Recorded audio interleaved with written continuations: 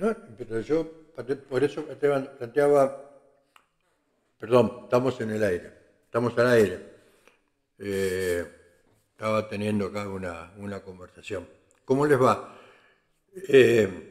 Hoy un poquito más tarde que los típicos sábados al mediodía para elevarles otro documento que rompe la cabeza, eso es lo importante, partiendo de la premisa que si el que está del otro lado quiere que le rompan la cabeza. Uno puede estar en un tupper, puede estar dormido, puede no querer apartarse jamás de la situación donde está, pero bueno, ahí ya son decisiones que uno no puede inferir, o sea, uno puede inferir que puede obrar algún efecto, ver cosas que no están ni en las estúpidas redes con las cuestiones tan banales, tan berretas, tan precarias, tan vulgares, donde incluso se muestra el grado de degradación cultural que hemos tenido en los últimos tiempos. Entonces, esto, por ahí lo que propone es decir, che, mira, cosas que a lo mejor ni siquiera lo has tenido en cuenta o que por una cuestión de tiempo, una cuestión cronológica, no lo viviste, no te pasó. Es lo mismo cuando yo te digo, che, mirá que antes los chinchulines se regalaban. Y sí, las achuras en general. Y con no sé, la 100 habas será, no sé cómo sería el término, pero de lo que tenías en el bolsillo podías comprar asado. Y se podía comer asado todos los días o los fines de semana.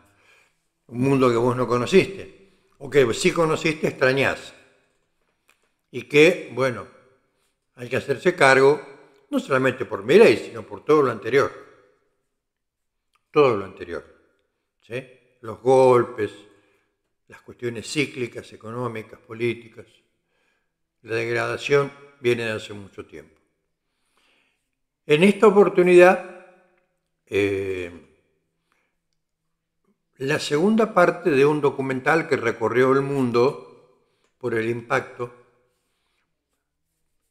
por la documentación importantísima que tiene, que es Setgaze, con Z, Setgaze. El primero, que lo hicimos hace un par de sábados, tenía que ver con la demostración del plagio de la religión cristiana a otras, que les robó la letra, las figuras, los símbolos. Está todo documentado. Insisto, uno lo ve si quiere, si no, dice, no, esto a mí no. Bueno, esta segunda parte de Setgate te va a mostrar lo que ya se sospechaba hace mucho tiempo, que lo de las Torres Gemelas, ¿te acordás? El 11 de septiembre en Nueva York, en el World Trade Center, los aviones, los dos aviones chocando contra las torres. Bueno, pareciera que fue todo armado y que fue como un autoatentado. Vos sabés que los yanquis, el imperio, el poder, pueden hacer lo que quieran. Pueden llamar a 2 o 3 personas y decirle, vos esto que vas a hacer, vas a ganar el paraíso, te vas a estar sentado con Alá o con quien sea esta noche tomando cerveza en el paraíso. Es fácil convencer. Y algunos creen que con esto de la guerra santa contra los yanquis, bueno, pero no te quepa la menor duda. Y se aprovechó para colocar aparentemente cargas explosivas dentro, por eso que mucha gente escuchó 2 explosiones después del choque. Y de la manera como no ha quedado nada y es imposible hicieron todas las demostraciones científicas del combustible, del avión, de los aviones. Bueno. ¿Para qué? Para justificar la invasión a Irak, para justificar la venta de armas, que es lo que gran parte vive la industria yanqui, la industria bélica yanqui. Ahora, no solamente este documental trata de eso, sino después cómo se inventa el tema de la Reserva Federal, el tema del fondo, los préstamos y de cómo someten. O sea, es un documental que es una joyita, porque está con documentación. Así que hay que por ahí aprovechar un rato libre, lo ponés. Y si tenés ganas de aprender algo, si tenés ganas de incorporar a tu cerebro información de primera agua, bueno, fantástico. Así que uno lo hace con toda la mejor onda. No para convencerte, ni para decirte, che, mirá esto. Porque es lo mismo que en las discusiones. Para discutir, argumentos. No porque... No, argumentos. El método científico. Demostrame. Así que... Seth Gage, segunda parte. El autoatentado demostrado a las Torres Gemelas y todo lo que es el sistema económico inventado, diseñado para someter y cómo queda siempre endeudado. Así que, bueno, voy a sacar mi cámara, a ver, ahí está. Todo el mundo es un escenario.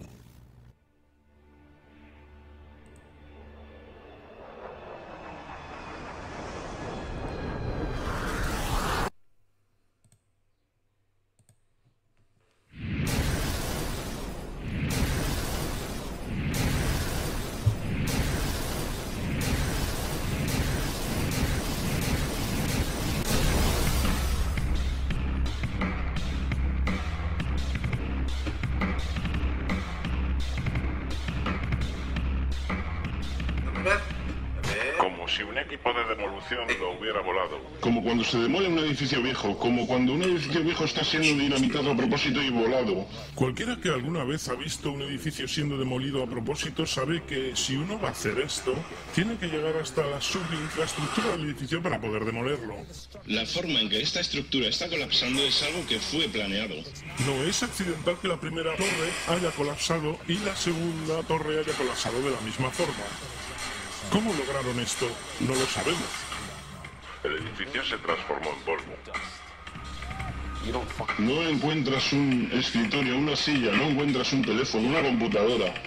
La pieza más grande de un teléfono que encontré era la mitad del teclado. Era así de grande. ¿Qué pasó con el hormigón? El hormigón fue pulverizado, de río a río. Este polvo, 2 o 3 pulgadas de ancho. El hormigón fue simplemente pulverizado. Todos hemos visto varias veces en televisión cuando un edificio es destruido intencionadamente con explosivos para derrumbarlo. Es como si tuvieran detonadores dispuestos para detonar el edificio. ¡Bum, bum, bum, bum! Escuché una explosión secundaria. Fue una explosión muy fuerte. Hubo una explosión secundaria y luego el correspondiente colapso. Cerca de explotar y tumbó a todos los demás. Para mí sonó como una explosión. Sonó como disparos, bam, bam, bam, y de repente 3 explosiones tremendas. Escuchamos una gran explosión que bajaba. Y entonces la parte superior del edificio simplemente explotó. Vimos algún tipo de explosión. Por la fuerza de la explosión. Una gran explosión. Fuimos para el 8º piso y... Pero cuando llegamos al lobby, esta gran explosión hizo... El lobby lucía como si una bomba hubiese explotado allí. Huge explosion that we all heard and felt. We just witnessed some kind of follow-up explosion. We heard a very loud explosion. The secondary explosion at Tower 1 camp. That is another bomb going off. He thinks that there were actually devices that were planted in the building.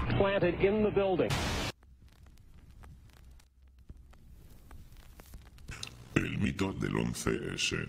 19 secuestradores dirigidos por Osama Bin Laden secuestraron 4 aviones comerciales con navajas y, evadiendo el sistema de defensa aéreo, alcanzaron el 75% de sus objetivos. Las torres del World Trade Center colapsaron planta sobre planta debido a un fallo estructural causado por el fuego, mientras que el avión que alcanzó al Pentágono se evaporó en el impacto. La comisión del 11S descubrió que no hubo advertencia previa, mientras que el gobierno obstaculizó una defensa adecuada. No hubo advertencias. No creo que nadie hubiera podido predecir que trataran de usar un avión como un misil. Nadie en nuestro gobierno, al menos. No creo que el gobierno anterior hubiera podido prever que volaran aviones contra edificios. No hubo amenazas involucrando operaciones domésticas reales, implicando obviamente lo que sucedió, las ciudades, las aerolíneas, etc. No hubo signos de evidencia, que yo sepa. USA Today reporta que en los 2 años anteriores a los ataques del 11 de septiembre, NORAD condujo ejercicios usando aviones secuestrados como armas. Y un objetivo eran las torres del World Trade Center. Esta es la tapa del Manual de Respuesta de FEMA, 1997. La operación Mascal, octubre del 2000, simuló un avión estrellándose en el Pentágono. En documentos confidenciales de las Filipinas obtenidos por la CNN, el plan era claro. Se abordaría algún avión comercial americano y se estrellaría en las oficinas principales de la CIA.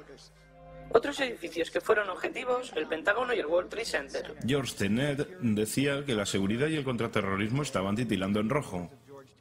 Y las advertencias de un ataque inminente eran tan severas que algo dramático debería haberse hecho. En su lugar, el presidente de Estados Unidos se tomó un mes de vacaciones.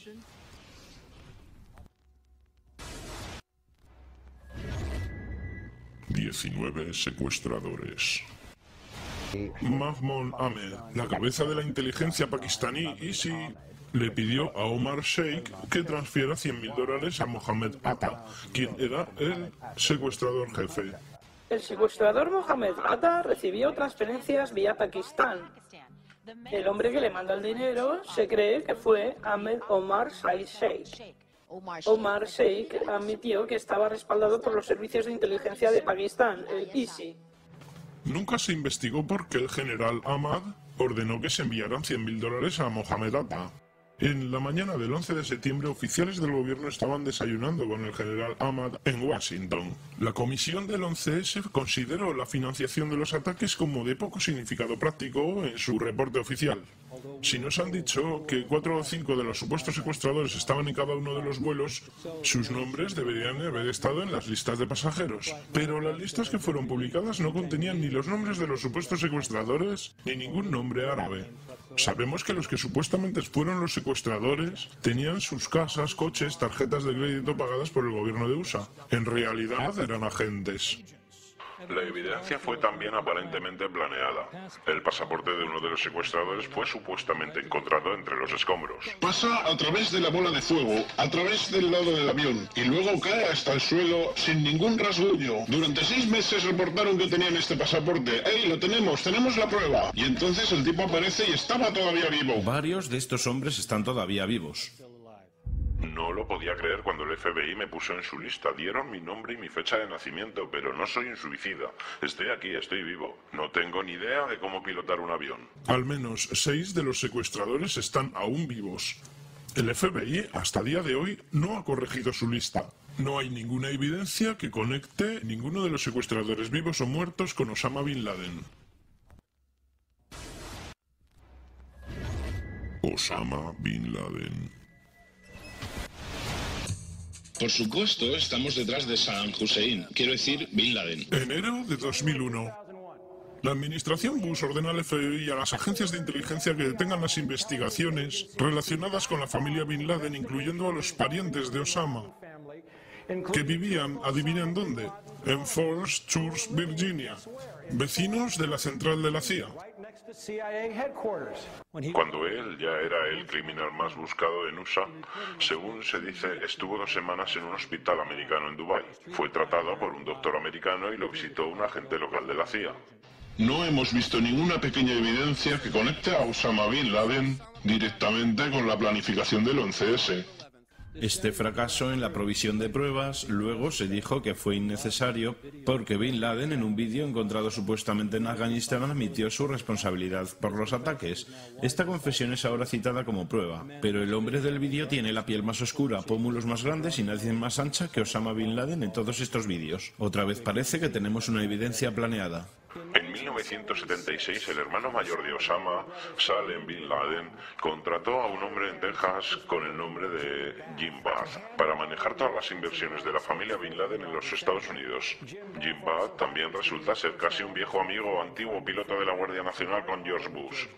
Las conexiones entre los Bush y los Bin Laden se vuelven mucho más claras cuando George Herbert Walker Bush hizo viajes a Arabia Saudita en 1998 y 2000 para encontrarse con la familia Bin Laden representando a una compañía del grupo Carlyle. George Bush estaba reunido con un hermano de Osama, Safik Bin Laden, en la mañana del 11 de septiembre en representación del grupo Carlyle. Este grupo continúa amasando ganancias debido a la guerra contra el terrorismo y las guerras en Afganistán e Irak.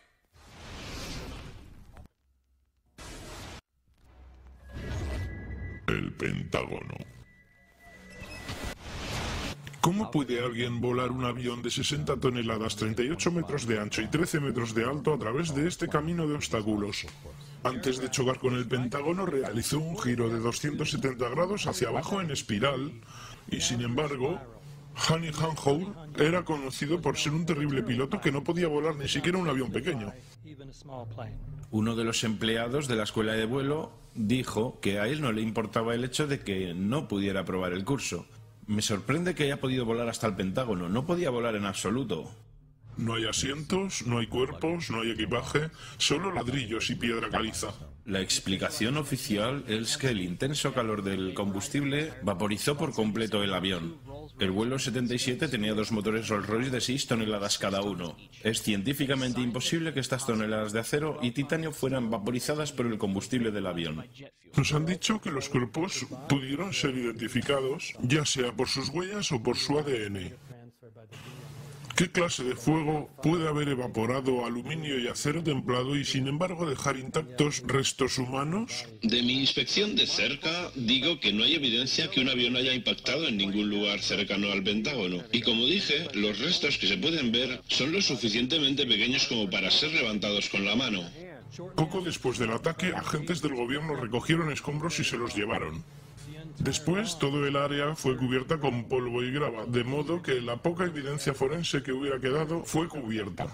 Los vídeos de las cámaras de seguridad que mostraban que era lo que realmente había impactado en el Pentágono fueron inmediatamente confiscados por agentes del FBI. El Departamento de Justicia hasta el día de hoy se ha negado a publicarlos. Si estos vídeos probaran que el Pentágono fue realmente golpeado por un 757, la mayoría de nosotros asumimos que el gobierno los haría públicos.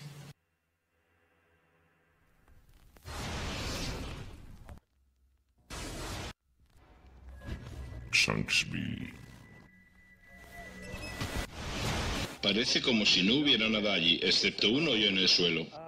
Lo único que veíamos era un pozo humeante y algunos árboles rotos. Se podía ver gente trabajando, caminando alrededor del área. Pero por lo que pudimos ver no ha quedado mucho. ¿Algún resto del avión? No, no había nada. Nada que pueda indicar que un avión se ha estrellado ahí. Estos son unas fotos de un avión comercial accidentado en Nigeria. Este es el vuelo 93 estrellado en Shanksville.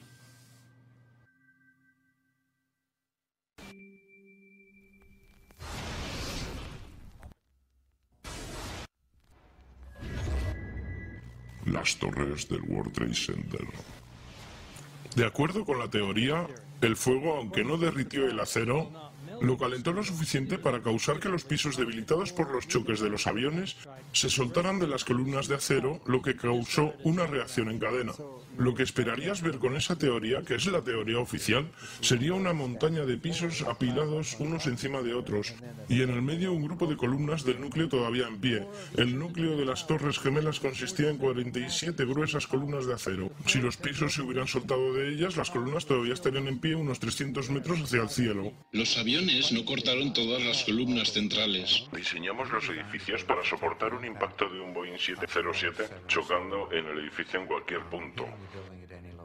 El edificio podía resistir probablemente varios impactos de aviones de línea. El avión entró dentro de los edificios. Entonces, ¿usted dice que los edificios fueron diseñados para resistir un agujero como ese y todavía permanecer en pie? Si se soltara una bola de billar desde la cima del World Trade Center a 110 pisos, tardaría de 8 a 10 segundos en llegar al suelo si no encontrara absolutamente ninguna resistencia. Las Torres Gemelas cayeron a una velocidad cercana a la de la caída libre. 200.000 toneladas de acero se deshicieron y explotaron hacia afuera en un radio de 150 metros. Esto significa que los pisos se destruyeron a razón de 10 pisos por segundo. No hay una razón en la teoría oficial que explique la velocidad de caída libre del edificio. ¿Qué es lo que puede hacer eso? ¿Qué es lo que puede mover una masa semejante? Explosivos.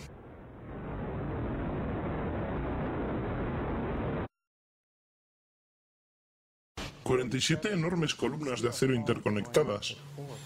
¿Cómo haces que caigan simultáneamente de modo que el núcleo desaparezca? Parece como si las columnas hubieran sido cortadas. La forma en que lo hacemos es cortando las vigas en ángulo.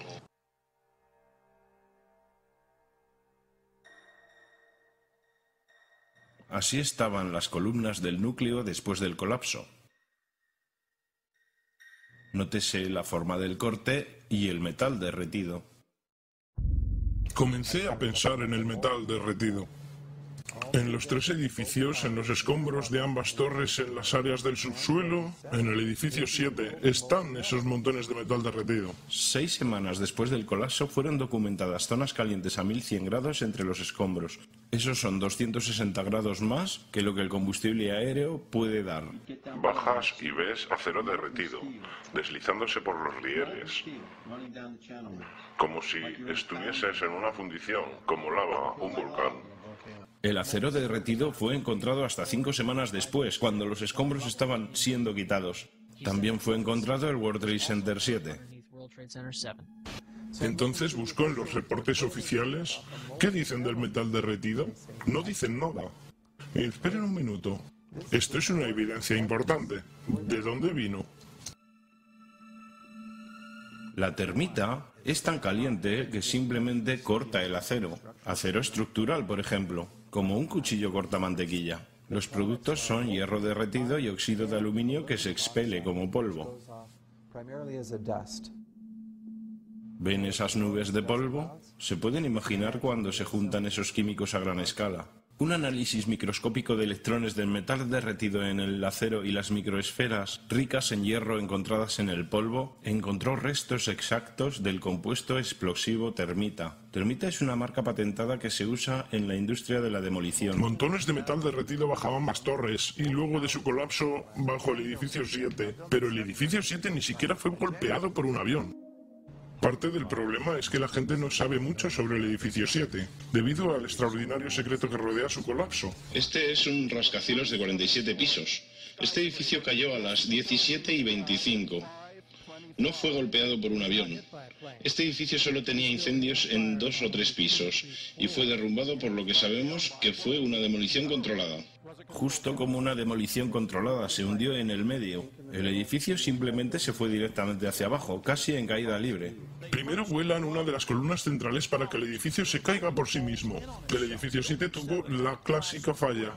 Sus columnas centrales fueron voladas primero, de tal modo que no sufrieran daños estructurales los edificios que se encontraban a algunos metros de él. La explicación del gobierno a los 3 colapsos fue el fuego. Nunca antes o después del 11S, ningún edificio colapsó a causa del fuego. Las características del colapso de los edificios 1, 2 y 7 del World Trade Center encajan exactamente en el modelo de demolición controlada. Mencioné las explosiones bajo el sótano que ocurrieron segundos antes del choque del primer avión. Nuestra oficina estaba en el nivel B1. Estaba hablando con el supervisor a las 8:46. De repente escuchamos ¡boom!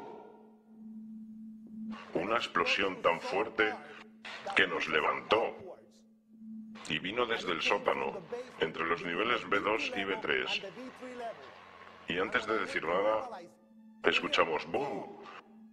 El impacto del avión arriba. Estaba caminando por el pasillo principal del edificio y ahí fue cuando me tumbó. Quiero decir, el impacto de la explosión me tiró al suelo y ahí fue cuando todo empezó a suceder. De repente hubo otro impacto y los techos de las torres caían. De ahí fuimos a la torre 2 del World Trade Center y de repente todo empezó a pasar de nuevo. Algo más nos golpeó el suelo, se sintió en la base. Los pisos se hundían.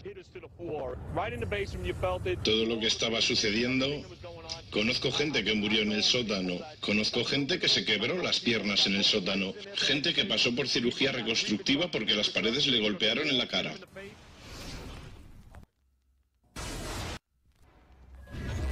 NORAD, Sistema de Defensa Aérea de Estados Unidos. De acuerdo a los procedimientos operacionales estándar, si un controlador de vuelo del FAA nota algo que sugiera un posible secuestro, el controlador contactaría con sus superiores. Si el problema no se soluciona en aproximadamente un minuto, los superiores llaman al NORAD para que manden aviones de combate en aceptar para que averigüen qué sucede. NORAD llama a la base de fuerza aérea más cercana que tenga aviones en alerta. Generalmente las intercepciones se hacen dentro de los 10 minutos desde el aviso, pero en este caso, más de 80 minutos pasaron antes de que los aviones despegaran. Es una anomalía increíble. Ningún avión de la Fuerza Aérea mueve una rueda hasta que es muy tarde. No hay ningún avión. ¿Y si hubieran estado tan confundidos a propósito que no pudieron responder? La razón por la que no sabían a dónde ir fue porque una cantidad de conflictivos ejércitos de juegos de guerra estaban desarrollándose. Incluían la aparición de puntos falsos en el radar bajo las pantallas de los radares del sector noreste de defensa aérea. Hola, Boston Center. Tenemos algunos problemas. Una aeronave secuestrada que va hacia Nueva York. Necesitamos que nos manden algunos F-16 o algo. Échenos una mano. NORAD es el mundo real o un ejercicio. Había otro ejercicio, Guerrero Vigilante, que era, de hecho, según una fuente de NORAD, un secuestro de un vuelo en el mismo momento, con solo 8 cazas disponibles y que debían ser enviados en pares. Estaban tratando con 22 posibles secuestros justamente el día 11 de septiembre, y no podían diferenciar los ejercicios de guerra de los verdaderos secuestros. En el 2000, NORAD logró interceptar en 67 ocasiones, 100% de efectividad. El 11 de septiembre fallaron 4 veces en un día. La mañana del 11S, Dick Cheney estaba a cargo de todas las operaciones de NORAD desde el búnker de comando bajo la Casa Blanca. Por lo menos uno de los juegos de guerra de esa mañana era una simulación sobre aviones estrellándose contra edificios. Comisión del 11S. Página 172. El gobierno de los Estados Unidos no ha podido determinar el origen de los fondos usados en los ataques del 11S.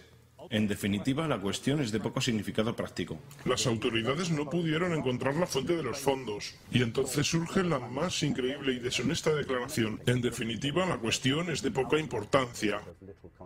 Es de enorme importancia. ¿No importa quién pagó por el 11S? El colapso del edificio 7 fue reconocido como especialmente difícil de explicar. El reporte de la comisión del 11S explícitamente admite que no pudo explicar el colapso de este edificio. Ni siquiera lo menciona. Señor presidente, ¿por qué usted y el vicepresidente insisten en presentarse juntos ante la comisión del 11S? Porque la comisión del 11S nos quiere hacer algunas preguntas y es por eso por lo que nos estamos reuniendo. Y espero ansioso reunirme con ellos y contestar las preguntas. ¿Por qué se presentan juntos en lugar de separadamente como fue pedido? Porque es una buena oportunidad para que nosotros dos contestemos las preguntas de la comisión del 11S, que esperan ansiosos a preguntarnos y estoy ansioso por contestarles. Veamos. ¿Cree que deberían ser capaces de presentarse y hablar con sus propias palabras? Deberían ir bajo juramento. Sí, en público. Cuando Bush y Cheney se encontraron con la comisión del 11S, lo hicieron solo bajo sus propios términos. Se reunían juntos, no estaban bajo juramento. No estarían permitidos ni la prensa ni familiares de fallecidos. No se permitirían grabaciones de ningún tipo. No se permitirían transcripciones. ¿No cree que los familiares tienen derecho a tener la transcripción o a ser capaces de ver? Adam me preguntó lo mismo ayer. Tengo la misma respuesta. El informe final fue un informe unánime. Eso significa que si un miembro de la comisión tuvo alguna objeción sobre cualquier cosa, ese hecho sería dejado fuera de informe. Descubrimos que él no solo sirvió en el equipo de transición de la administración Bush, sino que fue la persona que escribió el borrador del memorando para la organización del Consejo de Seguridad Nacional de la administración Bush. Él es quien escribió sobre la estrategia de los ataques preventivos que fue usada para la guerra de Irak, y también es amigo personal de Condoleezza Rice. Queremos que renuncie. Literalmente no hay nada en el informe del 11S que la administración Bush no haya aprobado. Podemos entender, por tanto, que la comisión bajo el liderazgo de Kellycoe hubiese ignorado toda evidencia que hubiera apuntado a la verdad.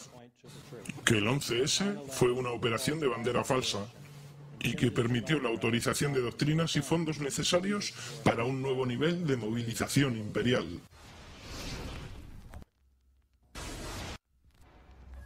Terrorismo. Terrorismo se define como uso sistemático del terror que se manifiesta con violencia o intimidación para generar miedo. Armed with knives, armed with chemical, biological, nuclear weapons. Fanatics, terrorists, September 11th. September 11th, killers, September 11th, terrorists. Terrorists of Al-Qaeda, terrorists, nuclear weapons, terrorists. 9/11, terror, terrorists, evil. September 11th, September 11th. The terrorists, war and danger. September 11th, terrorism, global terrorism, terrorism, terrorists. Terrorists, terrorists, terrorists, terrorists, the terror. Terrorists, terrorists, terrorism. September 11th, global terrorism, terrorists. Terrorism. September 11th, world terrorism, terrorism. September 11th, global terrorism. September the 11th, terror. Weapons of mass destruction. September the 11th, terrorists. The evil terrorists, no. Terrorismo. Las palabras son repetidas hipnóticamente. Terrorismo, terroristas, amenaza terrorista y, por supuesto, se cree que está vinculado con Al-Qaeda. Pero ¿es esto llamado guerra contra el terrorismo, que está en nuestras caras prácticamente todo el tiempo, una obsesión ineludible de nuestra existencia? Un día nuestros nietos mirarán hacia nuestro tiempo y preguntarán: ¿cómo se ganó la guerra contra el terror? La clase gobernante entera, la élite gobernante, ve al terrorismo como el medio perfecto, de hecho el único medio, para proveer cohesión social, proveyendo una imagen enemiga para que la sociedad se mantenga unida, de acuerdo con la teoría neoconservadora de Carl Smith. Se debe tener una imagen enemiga para tener una sociedad, y eso es algo muy peligroso, porque ahora significa que el orden social entero, los partidos políticos, la vida intelectual y la política en general están basados en un mito monstruoso. Prácticamente todos los sospechosos de terrorismo detenidos son liberados sin cargos. Pero solo después de aparecer en la portada para que usted los vea.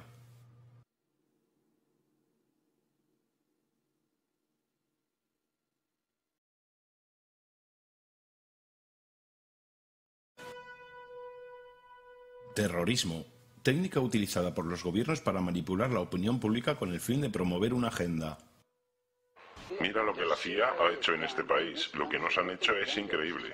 Mira los actos terroristas que ocurrieron. La CIA estuvo involucrada en la mayoría, si no en todos ellos. Tenemos los cuarteles de los marines, la embajada de Kenia. Tuvimos Paman 103, tuvimos Hughes Call. La ciudad de Oklahoma, el World Trade Center en 1993. Con ayuda de los terroristas se voló el World Trade Center la primera vez. Ellos tenían las bombas, ellos tenían sus licencias de conducir. El informante llamó a Salem, un oficial de la Armada egipcio de 43 años. A él fue asignado preparar una bomba y entonces fue a su jefe en el FBI, y le preguntó: ¿vamos a poner una bomba falsa ahí, no? Y el jefe contestó: no, vamos a poner una bomba real.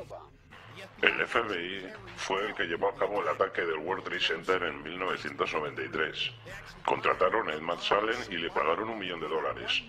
y le dieron explosivos reales y un detonador y le dijeron que construyera una bomba y se la diera a los tontos que él controlaba para permitirles atacar el complejo del World Trade Center. Desafortunadamente para ellos hubo solo 6 personas muertas. No fueron suficientes para aprobar leyes contra el terrorismo.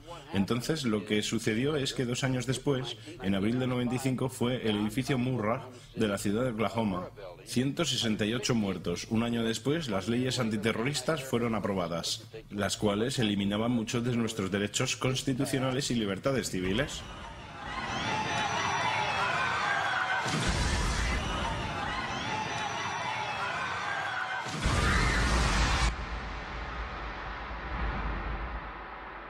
Tres trenes y un autobús fueron explotados, matando a 56 personas. Esa mañana justamente se estaba desarrollando un ejercicio antiterrorista que se ocupaba de el mismo escenario con bombas, en exactamente las mismas estaciones de tren y exactamente a la misma hora. Eran las 9:30 de la mañana.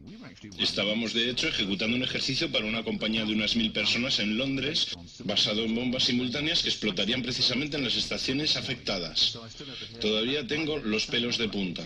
Estaban haciendo un ejercicio para ver cómo sobrellevarían esto y pasó justo de la misma manera. Precisamente. El mismo escenario con bombas en precisamente las mismas estaciones de trenes y precisamente a la misma hora. Debemos pensar que hay algún tipo de coincidencia, que hubo también una simulación antiterrorista. Al igual que el 11S, estaban hablando sobre ataques a los mismos objetivos, las mismas estaciones de tren, en exactamente el mismo momento que los ataques se estaban produciendo, proveyendo algún tipo de protección, por lo que deben ser operaciones orquestadas de alguna manera por el Estado.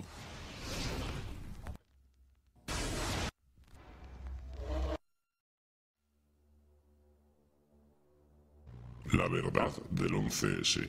Componentes criminales de dentro del gobierno de los Estados Unidos realizaron un ataque bandera falsa sobre sus propios ciudadanos para inducir a la opinión pública a que apoye su agenda.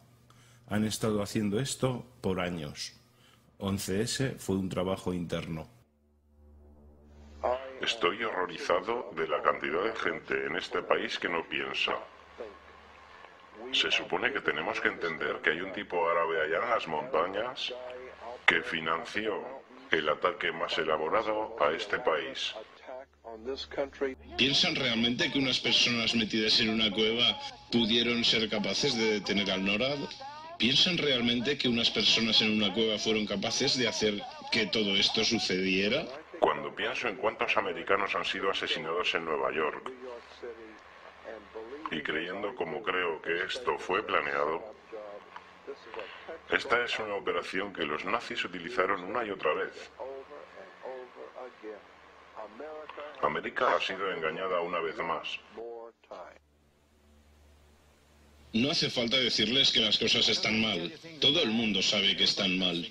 El dólar cuesta menos, los bancos están quebrando, los vendedores guardan un arma bajo el mostrador, los delincuentes reinan en las calles y no hay nadie en ningún sitio que sepa qué hacer, no hay fin para eso. Sabemos que el aire no es apto para respirarlo y que la comida no es apta para ser comida. Nos sentamos frente a la tele mientras algún locutor nos dice que ha habido 15 homicidios, 63 crímenes violentos, como si fuera algo normal. Pero nosotros sabemos que está mal, es una locura, es como si todo en todas partes estuviera enloqueciendo. Así que no salimos más, nos quedamos sentados en nuestra casa y lentamente el mundo en el que vivimos se vuelve más pequeño y todo lo que decimos es por favor, al menos déjennos tranquilos en nuestra sala de estar. Déjenme tener mi tostadora, mi tele, mi radio y no diré nada, solo déjennos tranquilos. Bueno, no quiero dejaros tranquilos, quiero haceros enojar. No quiero que protesten, no quiero que escriban a los miembros del Congreso porque no sé qué decirles que escriban. No sé qué hacer con la depresión, la inflación, los rusos, el crimen en las calles. Todo lo que sé es que primero deben enojarse. Tienen que decir, soy un ser humano, maldita sea. Mi vida tiene valor.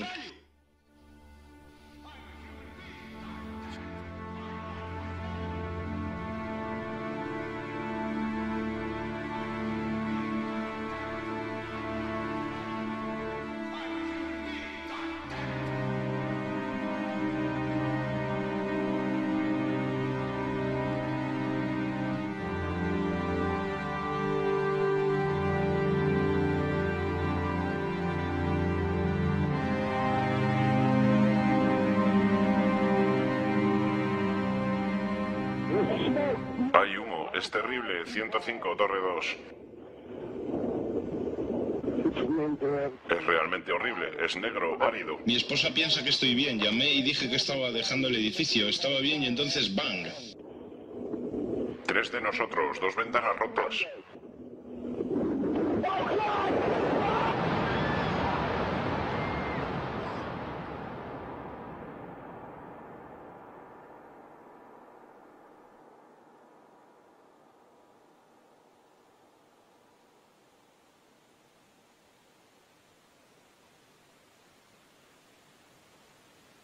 Interrumpimos este programa para un mensaje del presidente.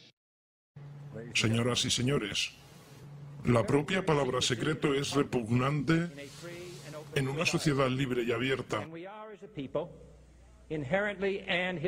Y nos hemos opuesto intrínsecamente a las sociedades secretas, a juramentos secretos y a procedimientos secretos. Porque nos enfrenta en todo el mundo una conspiración monolítica y despiadada que se basa principalmente en medios encubiertos para expandir su esfera de influencia, basada en infiltración en lugar de invasión, en subversión en lugar de elecciones, en intimidación en lugar de libre elección. Es un sistema que ha construido y usado vastos recursos humanos y materiales para construir una maquinaria eficiente, una red estrechamente entretejida, que combina operaciones militares, diplomáticas, de inteligencia, económicas, científicas y políticas. Sus preparativos son ocultos, no se publican, sus errores son enterrados, no salen en los periódicos, sus disidentes son silenciados, no elogiados. No se cuestionan los gastos, no se revelan los secretos. Es por eso que el legislador ateniense Salón decretó como delito que los ciudadanos se desentiendan de las controversias. Pido su ayuda en la tremenda tarea de informar y alertar a la población norteamericana, confiando en que con su ayuda los hombres serán como han nacido, libres e independientes.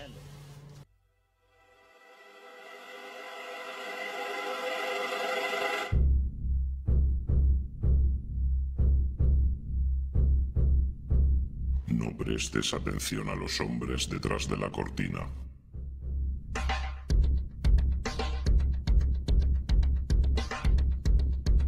Detrás del trono hay algo más grande que el rey mismo.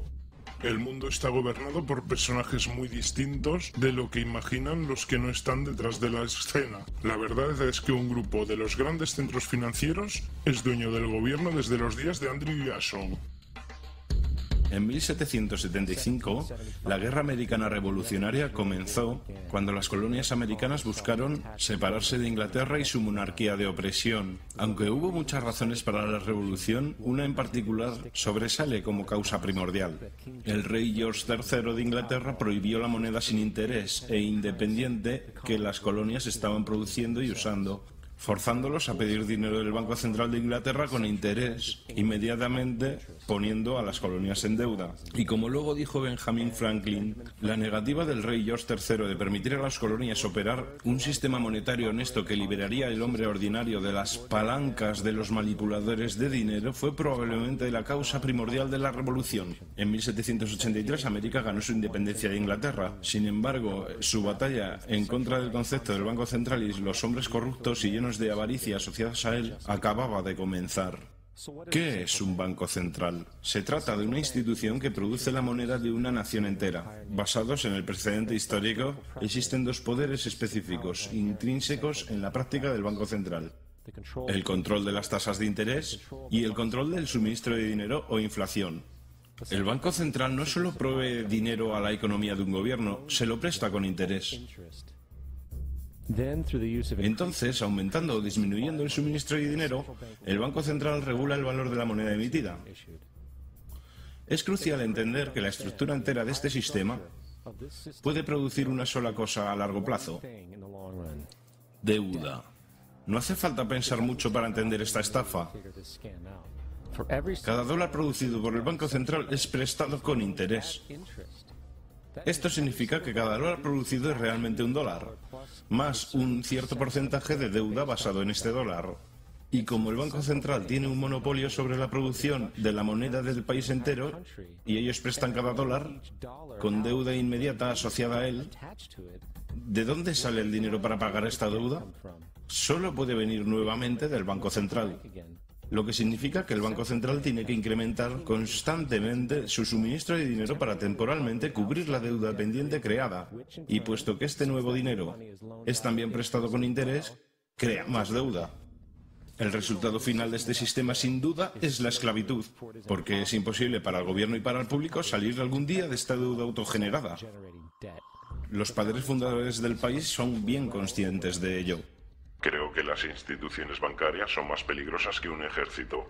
Si el pueblo americano alguna vez permite a los bancos privados controlar la emisión de moneda, los bancos y corporaciones que crecerán alrededor de ellos privarán al pueblo de su propiedad hasta que sus hijos despierten, sin casa en el continente que sus padres conquistaron.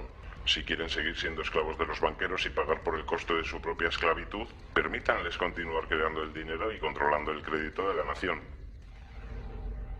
A principios del siglo XX, los Estados Unidos habían ya implementado y eliminado algunos sistemas de banco central que fueron estafando a través de crueles intereses bancarios. En ese momento, las familias dominantes de los bancos y negocios del mundo eran los Rockefeller, los Morgan, los Warburg y los Rothschild.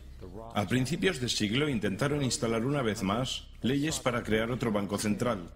Sin embargo, sabían que el gobierno y el público desconfiaban, así que necesitaron crear un incidente para afectar a la opinión pública.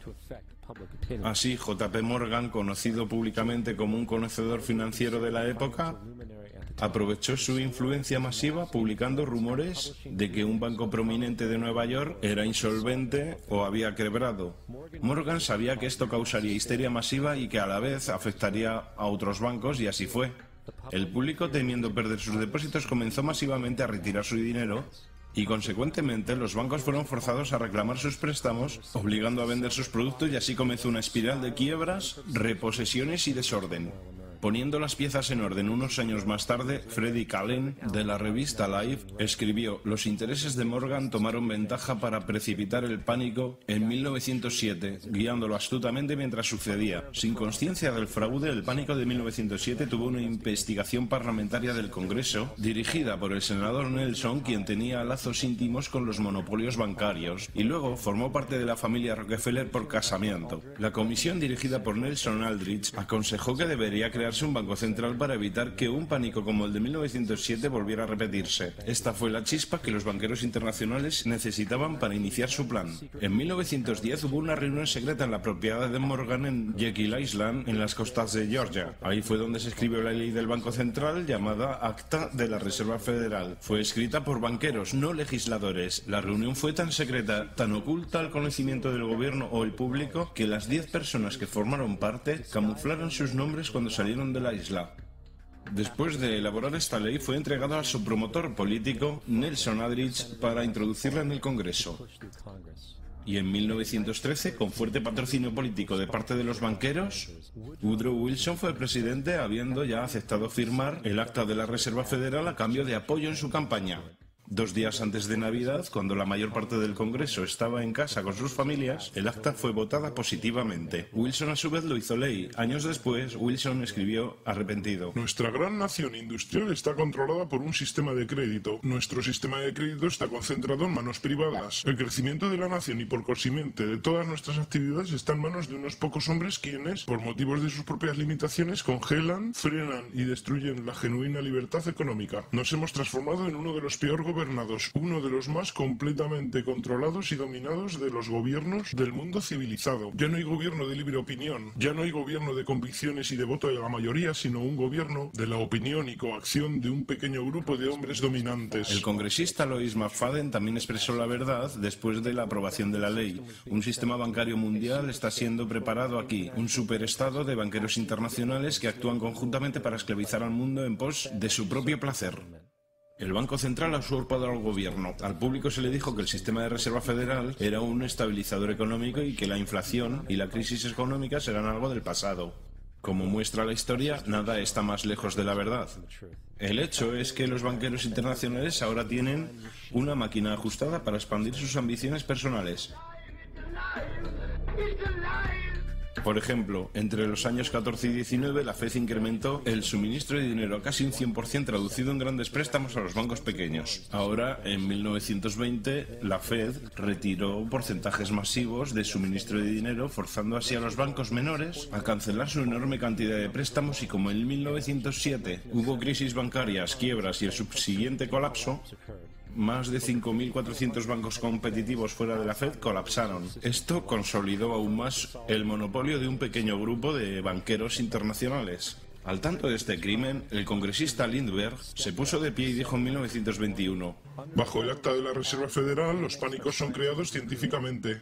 El pánico actual es el primero creado científicamente y funcionó como calculamos una ecuación matemática. Sin embargo, el pánico del 20 solo fue un precalentamiento.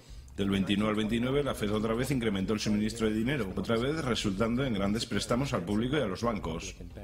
Se creó otro nuevo tipo de préstamo llamado préstamo margen en el mercado bursátil, muy simple. Un préstamo margen le permitía al inversor pagar solo el 10% del precio de un título, siendo el otro 90% prestado a través del corredor de bolsa. En otras palabras, una persona podía tener 1.000 pagando 100. Este método fue muy popular en los años 20, cuando todo el mundo parecía estar haciendo dinero en la bolsa. Sin embargo, este préstamo tenía una trampa. Podía ser solicitado en cualquier momento y debía ser pagado en 24 horas. Esto se llama pedido marginal, y el resultado típico de un pedido marginal es la venta de stock comprado con el préstamo.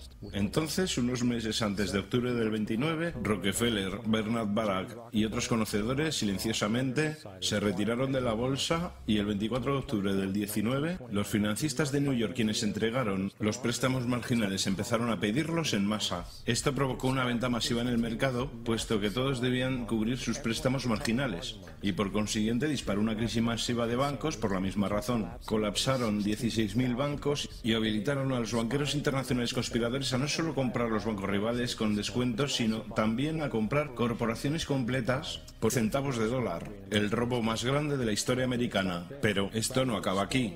En lugar de expandir el suministro de dinero para recuperarse del colapso económico, la Fed realmente lo redujo, alimentando así a la depresión económica más fuerte de la historia. Lois McFadden, ya viejo oponente del cartel bancario, comenzó a pensar procedimientos de destitución contra el directorio de la Reserva Federal, diciendo que la caída y la depresión fue cuidadosamente planeada. Los banqueros internacionales buscaron crear una situación de desesperación, así ellos podían surgir como los dueños de todos nosotros. Después de 2 intentos de asesinato, McFadden fue envenenado en un banquete antes de que pudiera comenzar con los procedimientos de destitución. Ahora, habiendo reducido a la sociedad a la miseria, los banqueros de la Reserva Federal decidieron que el patrón oro debía ser eliminado. Para ello necesitaron obtener el oro remanente en el sistema, así que bajo la pretensión de terminar con la depresión se produjo la recuperación del oro en 1933. Bajo amenaza de prisión por 10 años, se obligó a entregar todo el oro al tesoro, esencialmente robando al público la poca riqueza que les quedaba. A finales del 33, el patrón oro fue abolido. Si miras un billete de dólar de antes del 33, dice que puede ser convertido en oro.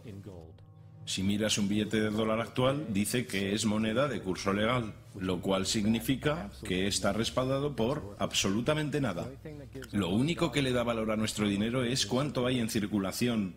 Por consiguiente, el poder para regular el suministro es también el poder de regular su valor, que también es el poder para poner economías y sociedades enteras de rodillas. Denme el control de suministro de dinero de una nación y no me interesa quién haga sus leyes. Es importante entender claramente, la Reserva Federal es una corporación privada. Es tan federal como Federal Express. Crea sus propias políticas y opera virtualmente sin regulación del gobierno de los Estados Unidos. Es un banco privado que presta toda la moneda con interés al gobierno. Es una copia del Banco Central fraudulento del que el país buscó escapar cuando declaró su independencia en la Revolución.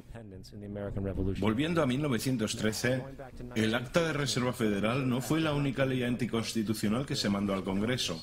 También impusieron el impuesto federal al ingreso. Hay que aclarar que la ignorancia del público americano frente al impuesto federal al ingreso es un testamento de cuán entorpecida e inconsciente es realmente la población americana.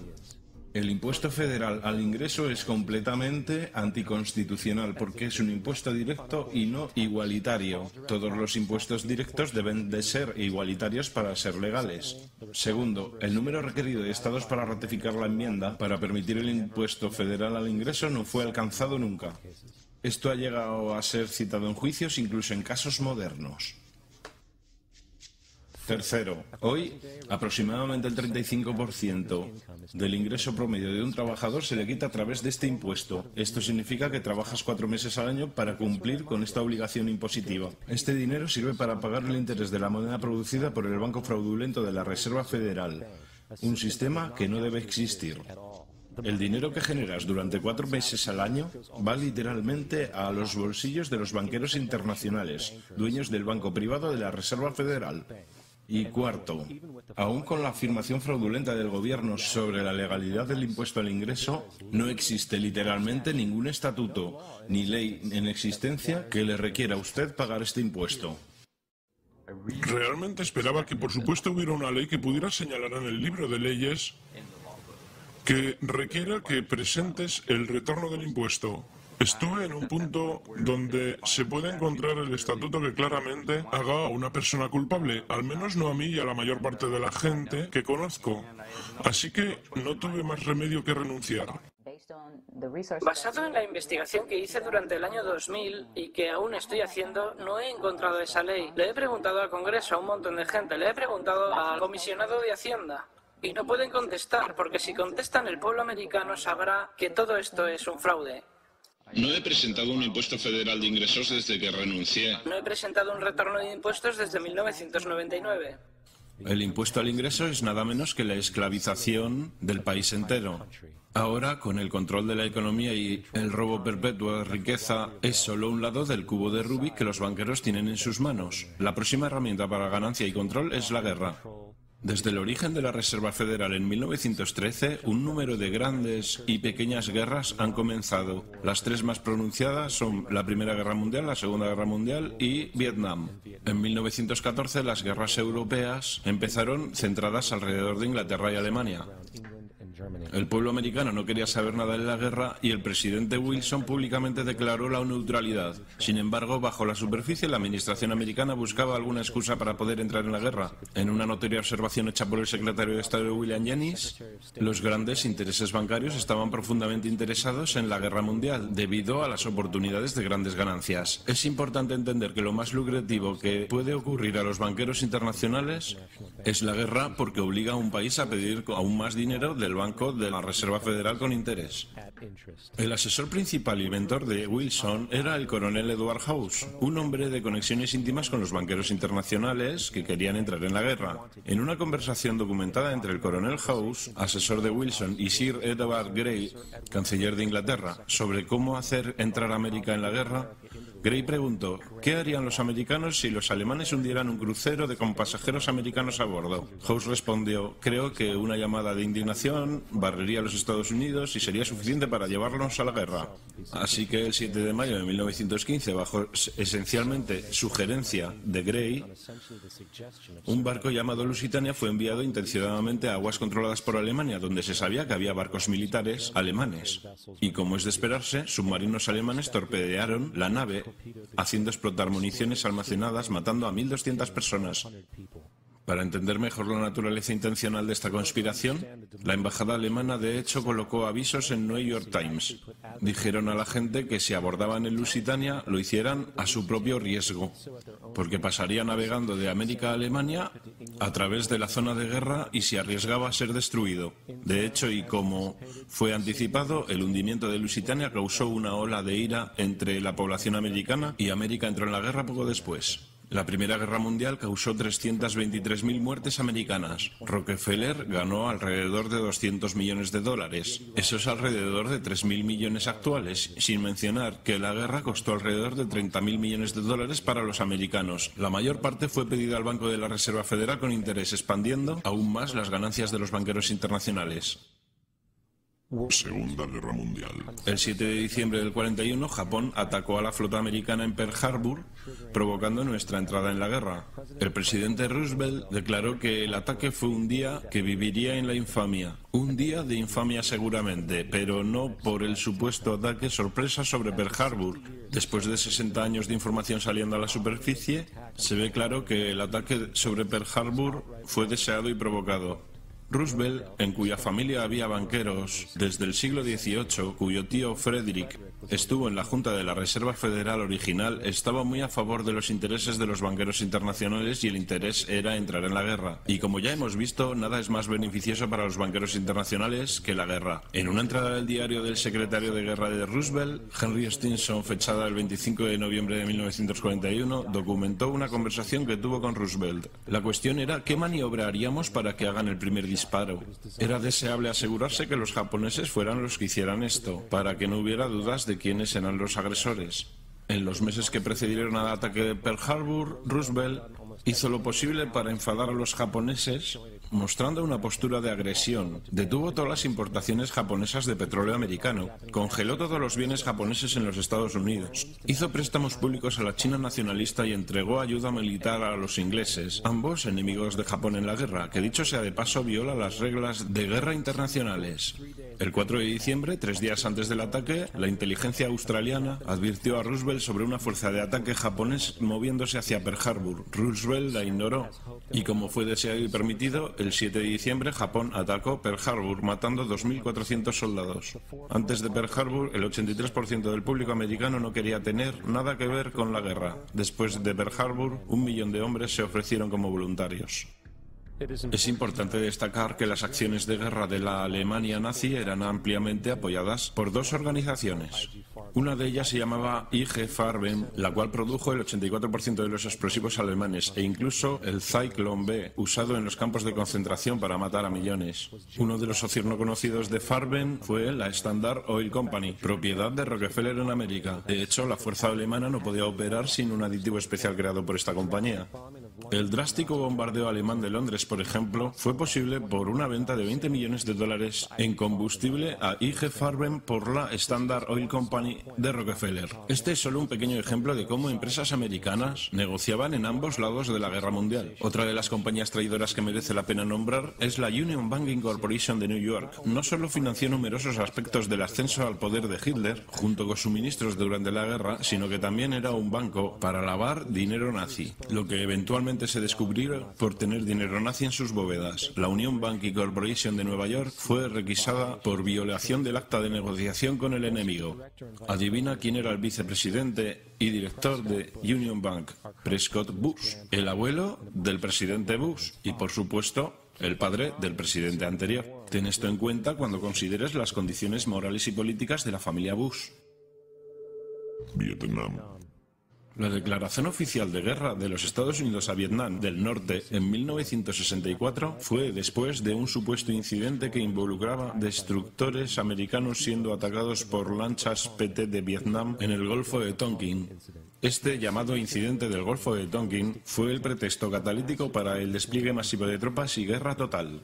Sin embargo, hay un problema. El ataque contra los destructores americanos por las lanchas PT nunca sucedió. Fue una farsa para tener una excusa y entrar en la guerra.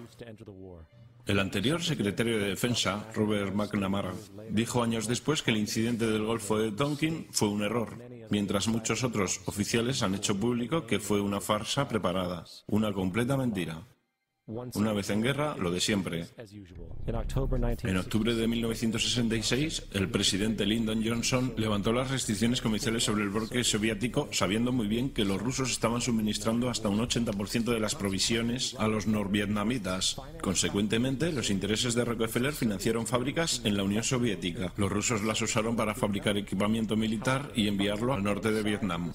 Sin embargo, la financiación de ambos lados del conflicto era solo una cara de la moneda. En el 85, las reglas de confrontación de la guerra de Vietnam fueron desclasificadas. Se mostraba que podían y no podían hacer las tropas militares en la guerra. Incluía cosas tan absurdas como que los sistemas de misiles contra aviones no podían ser bombardeados hasta que se supiera que eran completamente funcionales. No se podía perseguir a ningún enemigo una vez que cruzaran la frontera de Laos o Camboya. Y lo más revelador de todo, los bancos estratégicos más críticos no podían ser atacados a menos que el ataque fuera iniciado por oficiales de alto rango. Aparte de estas ridículas limitaciones impuestas, Vietnam del Norte fue informado sobre estas restricciones y así pudo crear estrategias enteras basadas en las limitaciones de las fuerzas americanas. Debido a todo esto, la guerra duró tanto tiempo. La guerra de Vietnam no se pretendía ganar. Esta guerra por ganancias causó 58.000 muertes americanas y 3 millones de vietnamitas muertos. Entonces, ¿Dónde estamos ahora? El 11S fue el inicio de lo que ahora es una acelerada agenda creada por una élite cruel. Fue una excusa para la guerra, no diferente del hundimiento del Lusitania, la provocación de Pearl Harbor y la mentira del Golfo de Tonkin. De hecho, si el 9/11 no fue planeado como pretexto de guerra, sería una excepción a la regla. Ha sido utilizado para comenzar dos guerras ilegales no provocadas, una contra Irak y otra contra Afganistán. No obstante, el 9S fue pretexto para otra guerra, la guerra contra ti. El Acta Patriótica, Homeland Security, el Acta de Tribunales Militares y otras legislaciones están diseñadas para destruir tus libertades civiles y limitar tu capacidad de luchar contra lo que viene. Actualmente en los Estados Unidos, sin previo aviso a la mayoría de americanos con el cerebro lavado, tu casa puede ser registrada sin una orden, sin estar tú en ella. También puede arrestarte sin decirte los cargos, detención indefinida sin acceso a un abogado y siendo legalmente torturado. Todo bajo la sospecha de que podría ser un terrorista. Si necesitas una foto de lo que está ocurriendo en Estados Unidos, veamos cómo la historia se repite a sí misma. En febrero de 1933, Hitler dirigió un ataque bajo falsa bandera, incendiando el edificio del propio Parlamento alemán, el Reichstag, y culpó a terroristas comunistas. Algunas semanas después, aprobó el Enabling Act, que erradicaba completamente la Constitución alemana, destruyendo así las libertades de las personas.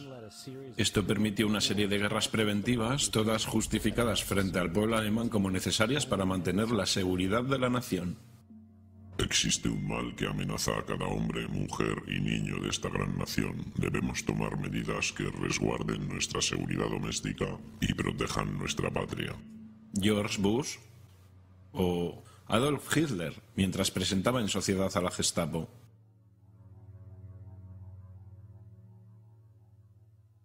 Am Schicksal des Kommunismus und der sich mit ihm verbrüdernden anderen Organisationen ändert dies nichts. Nuestro enemigo es una red terrorista y los gobiernos que la apoyan. Es hora de despertar. La gente del poder hace lo posible para asegurarse que estés continuamente distraído y manipulado. La percepción de la realidad de la mayoría, especialmente en el terreno político, no les es propia. Les es sagazmente impuesta sin que ellos se den cuenta siquiera. Por ejemplo, gran parte del público cree en realidad que la invasión a Irak está saliendo mal porque la violencia sectaria no parece detenerse. Lo que el público no alcanza a ver es que la desestabilización es lo que realmente quieren quienes están detrás del gobierno. Esta guerra pretende ser sostenida para que la región pueda ser dividida y se pueda mantener el dominio del petróleo, se recojan continuos beneficios para los contratistas y que se establezcan bases militares permanentes para usarse como puntos de lanzamiento contra otros países petroleros no dispuestos a ceder, como Irán y Siria. Para entender mejor que la guerra y la desestabilización es puramente intencional, en 2005, dos comandos ingleses fueron arrestados por la policía iraquí, tras haber sido capturados conduciendo su coche y disparándole a civiles, mientras iban vestidos como dos árabes. Después de su arresto y prisión en la cárcel de Basora, el ejército británico requirió que los soltaran. Cuando Basora se negó, tanques ingleses irrumpieron en la prisión y liberaron a los hombres. Si quieres destruir una zona, ¿cómo lo haces? Hay dos formas. Puedes ir y bombardearla, pero eso no es muy eficiente. Lo que haces es procurar que la gente de la zona se maten entre ellos y destruyan su propio territorio, sus propias granjas. Eso es lo que se ha hecho en esta zona. La manera que destruyes un oponente es hacer que se destruya a sí mismo, dividiendo sus filas contra ellos mismos. Entonces les ayudas. Tienes agentes alimentando a ambos bandos, inflamando a ambos lados y se exterminan.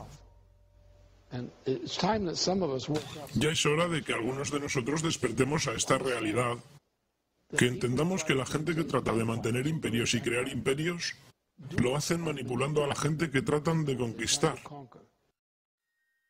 Te preguntarás por qué la cultura entera está saturada de programas de entretenimiento en los medios masivos, mientras que el sistema educativo en América continúa con su asombrosa decadencia estupidizante desde que el gobierno americano decidió hacerse a cargo de los subsidios al sistema público educativo.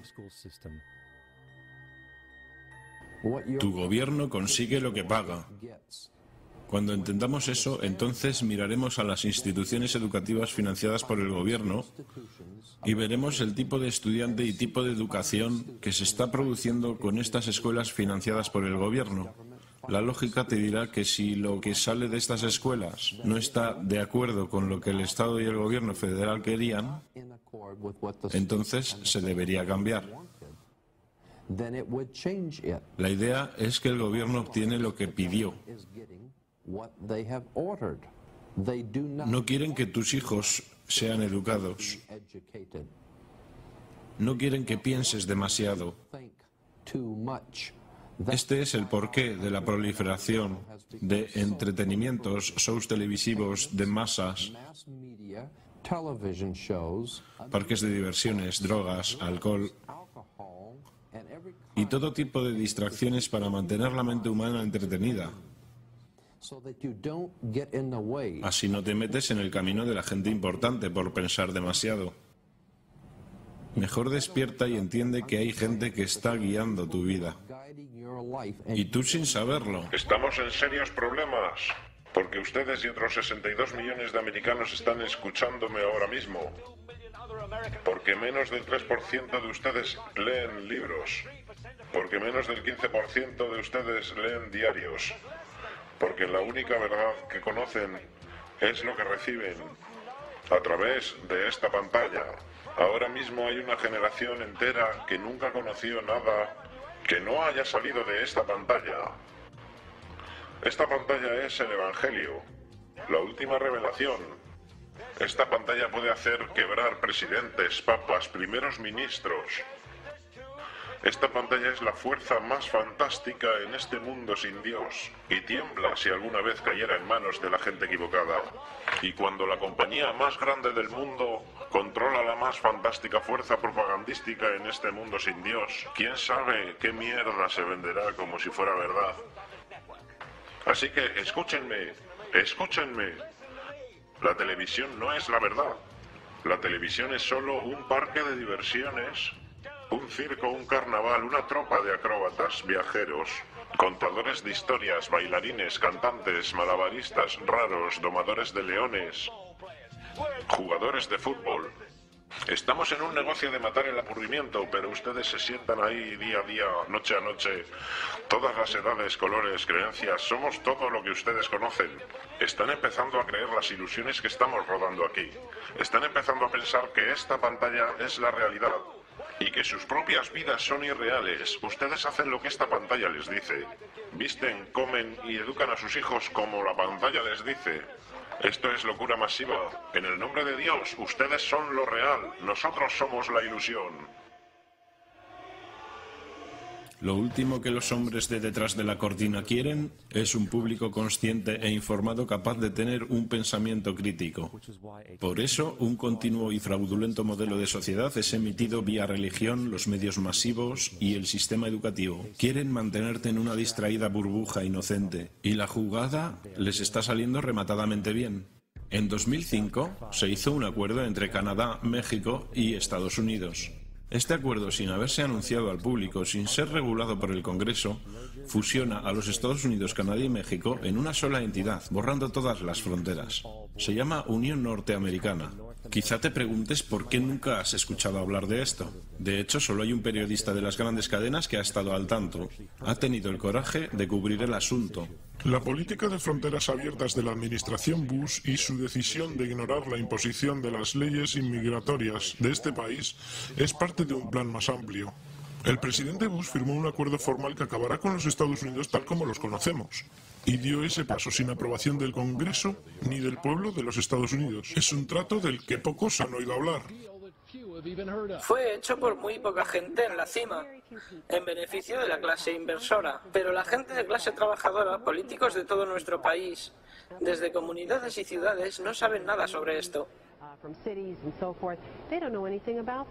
Esto no es ningún tratado comercial, es la eliminación total de la soberanía de estos países que también causará la aparición de una nueva moneda llamada Amero. Aparte, pienso una cosa, la gente que está basada en el dólar necesita fijarse en el amero. Eso es algo de lo que nadie está hablando.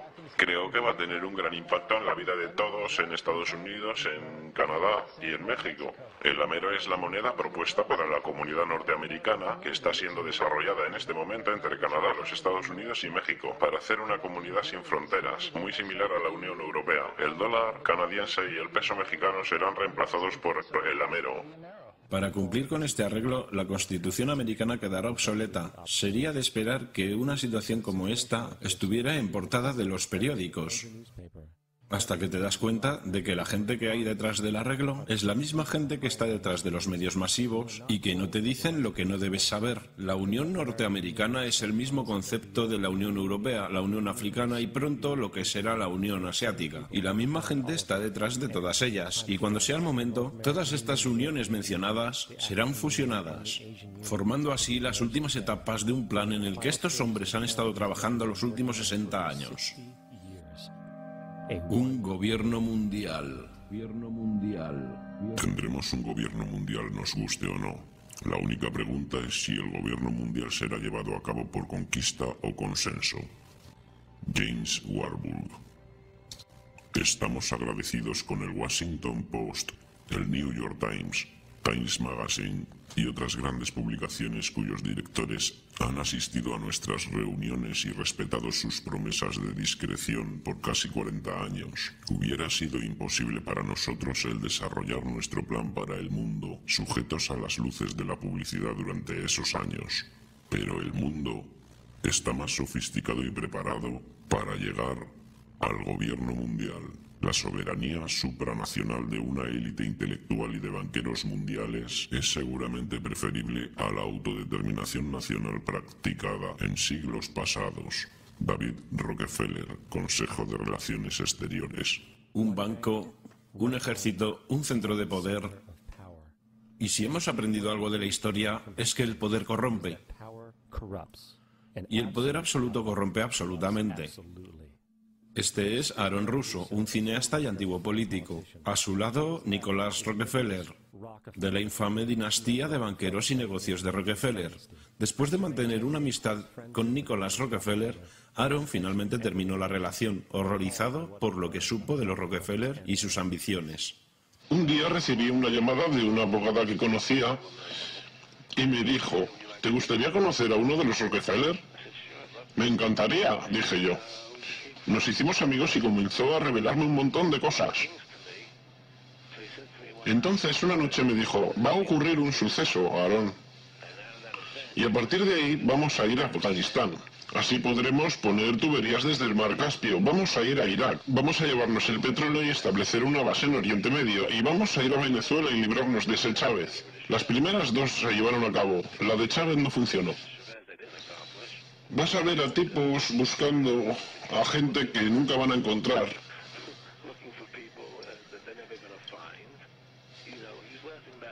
Él se reía del hecho de que tenemos esta guerra contra el terror y no hay un enemigo real. Hablaba de cómo esa guerra para el terror no la puedes ganar nunca porque es una guerra eterna. Así siempre puedes seguir quitándole libertades a la gente. Le dije: ¿cómo van a hacer para convencer a la gente de que esta guerra es real? Me dijo: por los medios. Los medios pueden convencer a todos de que es real. Solo debes seguir hablando sobre estas cosas y decirlas una y otra vez. Finalmente la gente las cree. Crearon la Reserva Federal en el 13 a base de mentiras.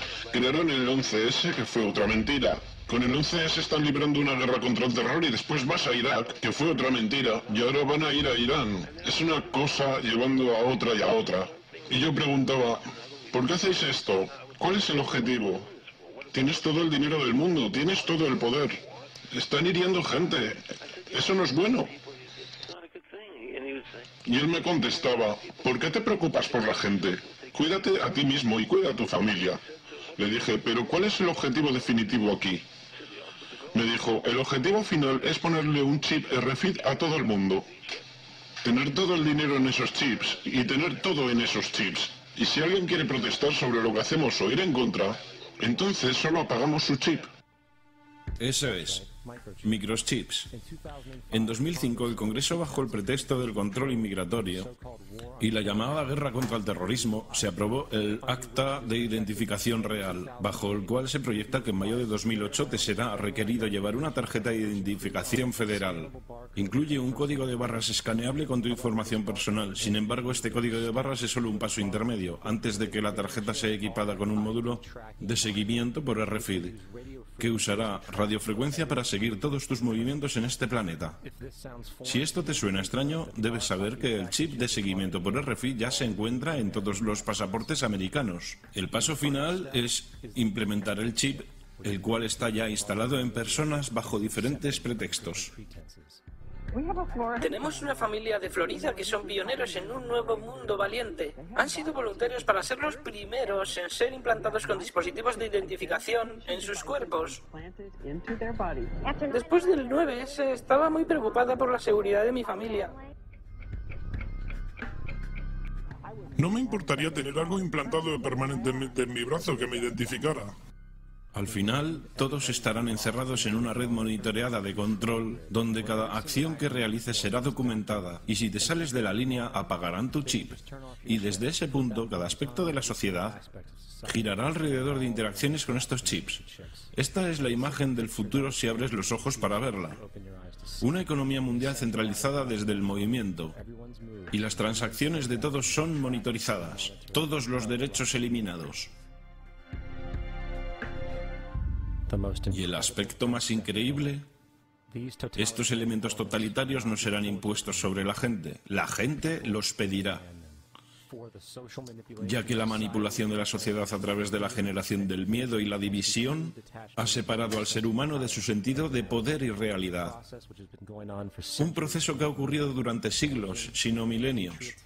Religión, patriotismo, raza, riqueza, clase y cada forma de identificación arbitraria separatista así concebida ha servido para crear una población controlada, fácilmente maleable en las manos de unos pocos. Dividir y conquistar es el lema. Y mientras la gente continúe viéndose como separados de los demás, se prestan a sí mismos para ser completamente esclavizados. Los hombres de detrás de la cortina saben esto. También saben que si la gente se da cuenta de la verdad de su relación con la naturaleza y la verdad de su poder personal, todo el Zeitgeist con el que se alimentan caerá como un castillo de naipes.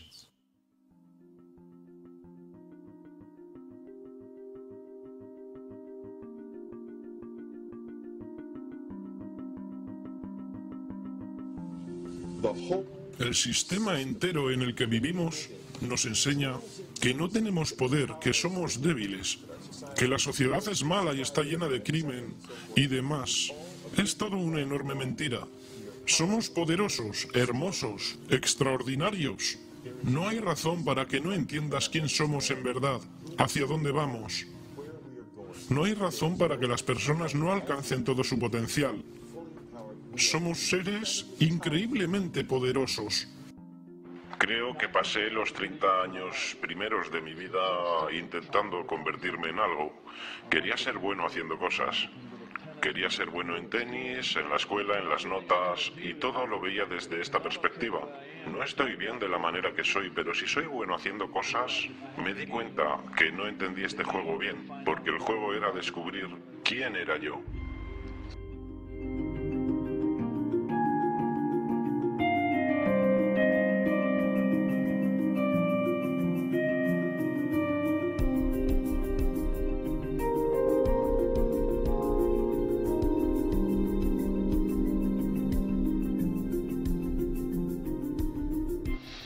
En nuestra cultura hemos sido entrenados para resaltar las diferencias individuales, así que miras a cada persona y lo que nos impacta es más inteligente, más tonto, más viejo, más rico, más pobre. Hacemos estas distinciones dimensionales y las ponemos en categorías y las tratamos de esa manera.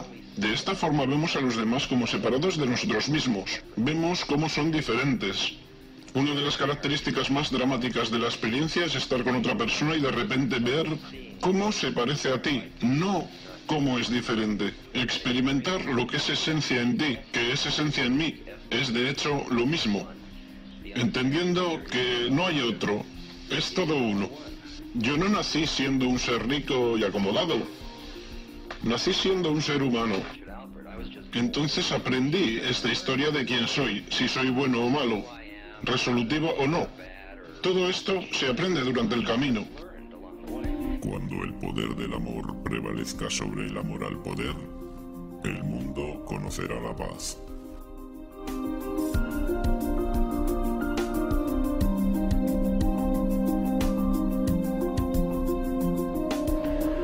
Los viejos intereses, desde el chauvinismo racial, sexual y religioso, hasta el fervor nacionalista rabioso, están empezando a no funcionar. Una nueva conciencia se está desarrollando que ve a la Tierra como un solo organismo y se da cuenta que un organismo en guerra consigo mismo está condenado.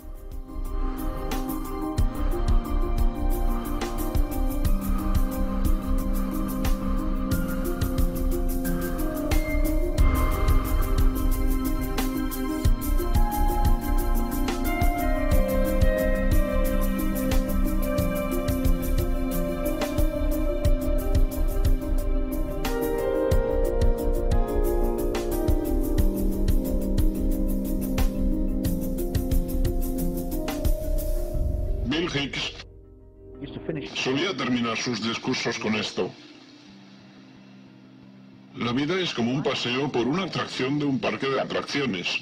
Cuando te subes piensas que es real, porque así de poderosas son nuestras mentes. El paseo sube, baja y da vueltas, tiene emociones, sustos y luces de colores. Es muy ruidoso y es muy divertido por un rato. Algunos han estado por el paseo mucho tiempo y empiezan a preguntarse: ¿esto es real o solo es una atracción?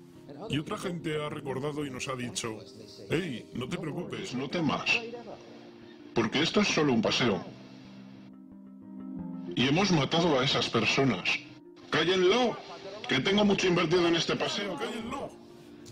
Mira mi ceño de preocupación, mira mi gran cuenta bancaria y mi familia. Esto tiene que ser real. Solo es un paseo. Pero siempre matamos a esos tipos buenos que tratan de decirnos eso. ¿Lo has notado? Y dejamos a los demonios que campen libres. Pero no importa, solo es un paseo y podemos cambiarlo cuando queramos. Es solo una decisión, sin esfuerzo, sin trabajo, sin ahorros de dinero. Solo es una decisión ahora mismo, entre el miedo y el amor.